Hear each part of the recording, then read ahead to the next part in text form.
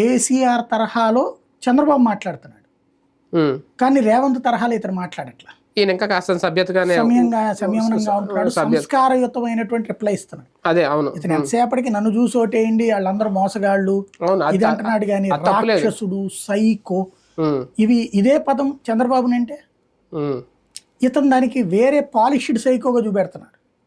ఇతను తిడుతున్నాడు, పాలిష్డ్ గా తిడుతున్నాడు. ఎట్లా పశుపతి, చంద్రముఖి, ఇవి పాలిష్డ్ సైకో పద్ధతి. ఆ క్యారెక్టర్లే సైకో క్యారెక్టర్ పద్ధతిగా తిడుతున్నాడు. ఆయన నాటుగా తిడుతున్నాడు, తిట్టుకుంటున్నారు ఇద్దరు. ఆయన సైకో అంటే ఈయన రక్తం తాగే సైకో అని చెప్తున్నాడు, రక్త కోలా తాగే రాక్షసుడు అని చెప్తున్నాడు.